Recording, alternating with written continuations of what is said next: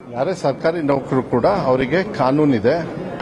ಏನಾದ್ರು ನ್ಯೂನತೆಗಳಿದ್ದಾಗ ಇಲಾಖೆಗೆ ಗಮನ ತರ್ತಕ್ಕಂಥದ್ದು ಎಲ್ಲರದು ಕೂಡ ಜವಾಬ್ದಾರಿ. ಅದಕ್ಕೆ ಈಗ ರಿವ್ಯೂ ಎಲ್ಲ ಮಾಡೋದು ಇದೆಲ್ಲ ಮಾಡ್ತಾರೆ. 46,000 ಶಾಲೆಗಳಿದ್ದಾಗ ಕೆಲವು ಕಡೆಗೆ ನ್ಯೂನತೆಗಳಿರುತ್ತೆ. ಈ ತರ ಏಕಾಏಕಿ ಅವ್ರ ಲಿಮಿಟೇಷನ್ ಅಲ್ಲಿ ಬರಲ್ಲ. ಹಂಗೆ ಬೇಡಿಕೆಗಳಿದ್ರೆ ಬರಬೇಕು, BO ಅವರಿಗೆ ಕೇಳಬೇಕು, BO ಅವರಿಗೆ ಕೇಳಿ ಎಲ್ಲ ಮಾಡಿದಾಗ ಅದನ್ನ ಸರಿಪಡಿಸ್ತಕ್ಕಂಥದ್ದು.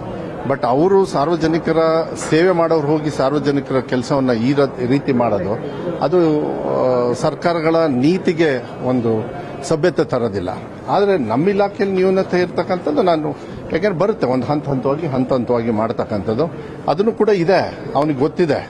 ಇದಕ್ಕೆ ಏನು ಬಿಲ್ಡಿಂಗ್ ಕೊಡ್ತಾ ಇದೀವಲ್ಲ ಅದು ಗೊತ್ತಿರೋದ್ರಿಂದ ಮಾಡಿದಾನೆ ಅಂತ ಹೇಳಿ ಒಂದು ಮಾಹಿತಿ.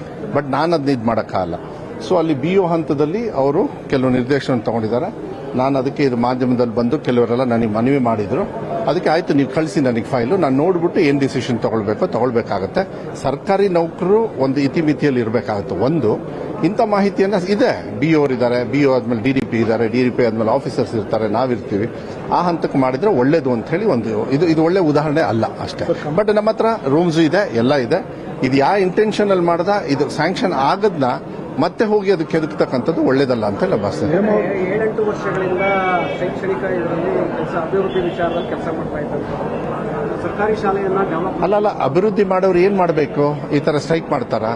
ನಾನು ಮೌನವಾಗಿ ಮೌನವಾಗಿ ಮಾಡ್ತಾರಾ? ರೂಲ್ಸ್ ಇದೆಯಾ ನಿಮಗೆ? ಸರ್ಕಾರದಲ್ಲಿ ರೂಲ್ಸ್ ಇದೆಯಾ? ಯಾರು ಹೇಳಿದ್ದು ನಿಮಗೆ? ಅವರಿಗೆ ತೊಂದರೆ ಆದಾಗ ಅವರು ಸ್ಟ್ರೈಕ್ ಮಾಡಬಹುದು, ಅವ್ರ ಹೋರಾಟಕ್ಕೆ. But not for these kind of things when we are doing. ನಾನು ಅಟೆಂಡ್ ಮಾಡ್ತಾ ಇದೀವಿ, ಅದನ್ನ ಅಟೆಂಡ್ ಆಗುತ್ತೆ ಅಂತಕ್ಕಂಥದ್ದು ಹೇಳಿ ಇದನ್ನ ತಂದುಬಿಟ್ರೆ ಅದು ತಪ್ಪು ಸಂದೇಶ ಹೋಗುತ್ತೆ. ಅದು ಒಳ್ಳೆ ವಾತಾವರಣ ಅಲ್ಲ. ಆ ತರ ಸೃಷ್ಟಿ ಮಾಡೋದಕ್ಕೆ ನನ್ನ ಇಲಾಖೆಯಲ್ಲಿ ಬಿಡೋದಿಲ್ಲ.